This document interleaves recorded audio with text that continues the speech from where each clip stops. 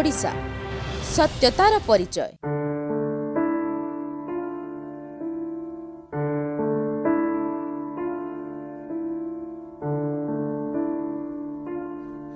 असहाय वृद्धा सहायता पाई सरकार को निवेदन। स्वाधीनतार 75तम वर्ष पूर्ति उत्सव आमे आज पालन करुवा बेले सरकार लोकंकर मौलिक समस्या समाधान करिबारे सफल होई नथिबार एक विकल चित्र जने असहाय वृद्धांक ठारे देखिबाकु मिलिछि। वृद्धा माउसी बयस 80 पार करथिले मध्य विभिन्न सरकारी योजनारू वंचित फल खाइबाकु न पाई रोग और भोकरे छटपट हेउथिले मध्य तांकु सरकार ना स्थानीय प्रशासनक अद्यावधि सहयोगर हाथ बढ़ी। एपरी एक हृदयस्पर्शी घटना देखिबाकु मिलिछि बालियापाल ब्लॉक बणियाडिहा पंचायतर लंगलेश्वर ग्राम रे।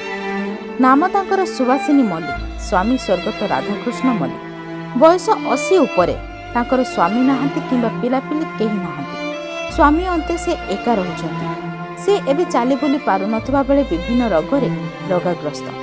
लंगलेश्वर ग्रामवासी जहाँ देले सेथिरे खाई केवल जीवन को बंचाई चली।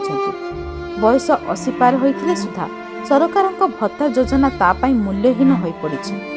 कोविड टीका बाबदरे तांको पाखरे कौनसी खबर नाही किंबा प्रशासन मध्य बुढ़ी माउसी को सहयोगर हाथ बढ़ाई नाही। बुढ़ी माउसी एबे आर्थिक अभाव तथा खाद्य अभावरू रग्न अवस्था थिबा बेले एबे सरकार और स्थानीय प्रशासन तांको सहयोगर हाथ बढ़ाई तार समस्यार समाधान पाई साधारण दाबी उठिछि।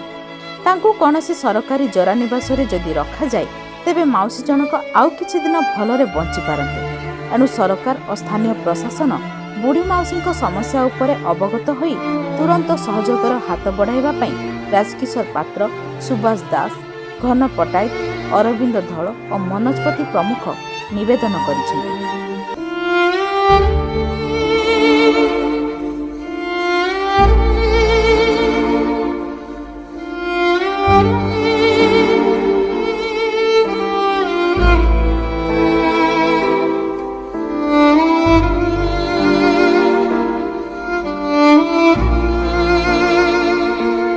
बालेश्वर जिला Baliapal Prabhakar Mallick report, news one Odisha.